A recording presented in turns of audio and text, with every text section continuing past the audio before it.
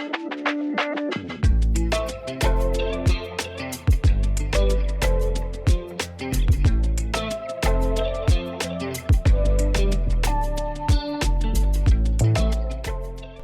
my name is Nana. I'm an AKD Associate and I specialize in disability. I was born 6 months premature, born with a narrow airway at birth, lived in an incubator for 2 years because my vital organs were very tiny and my airway was very narrow. So I lived with something called a tracheostomy tube, which enables me to breathe. Throughout my infancy, I had a lot of trips to and fro to the hospital, enabling that my construction of my airway was safe and I was able to breathe. I don't think I ate the normal way. I didn't eat solids till I was about 4 or 5, only because my airway was so fragile. I had an opportunity to basically have my tube removed.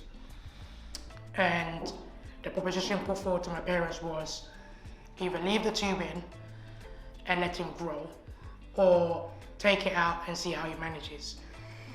So my parents being African and wanting to go back to Ghana so eagerly, the tube was taken out.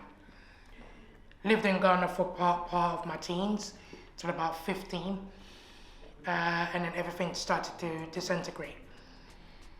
The structure they put in place, the organs started to fold on itself, and it's basically all because my airway wasn't strong enough, and the trachea was very fragile.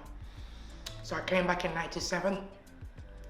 The tube got put back in, unfortunately. You can imagine at that age, 14, 15, you're trying to find your identity, you're trying to find who you are, you're trying to be a gallist, if I'm being honest. But that wasn't the case for me.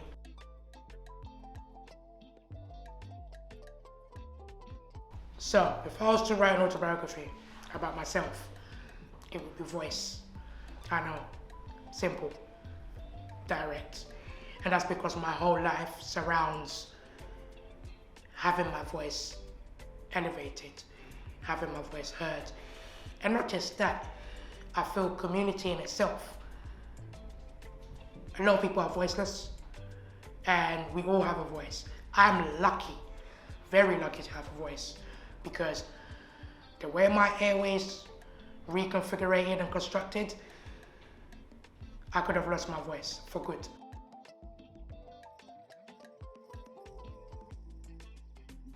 What has shaped me? My mum.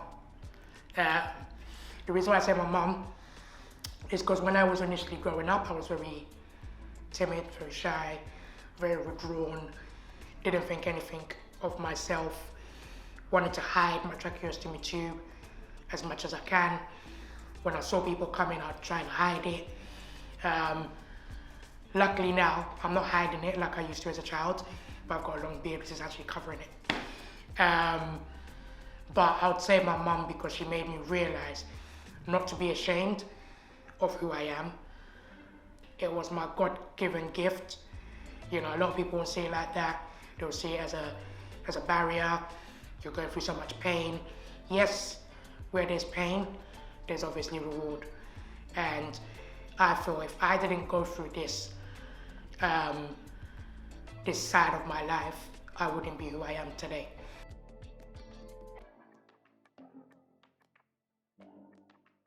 I think the professional legacy I want to leave is that having a disability should not shape how you integrate in society. Having a disability should not withdraw you from certain spaces. So I think the legacy I want to leave is disability is not a hindrance. Disability is not a social kind of monopoly where it's a barrier. Society makes you deem your disability as a barrier. It's a different way of living, a different way of channeling into community and society, and a different way of being your unique self.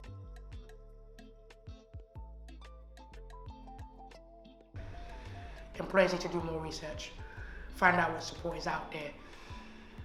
Employers need to understand that support within organizations is not the end all and the be all of enabling a disabled person be at their best. There's various support charities out there, there's various fundings out there. It's about putting your ears to the ground and listening to the vibration of society and understanding that if you really want to be an inclusive organization, don't just limit your support needs to, oh, when the disabled person gets sick, we give them time off. Or when that disabled person needs a sudden break from the workplace, we give them sick leave. Or we manage to rejig how they work so that their condition isn't affected. Disability has different layers. There's the illness, there's how it affects you, and how you live with it and make it a part of your day-to-day life.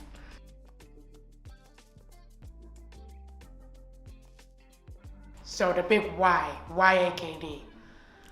AKD is open to exploring why employers need to feel uncomfortable, or society in general needs to feel uncomfortable.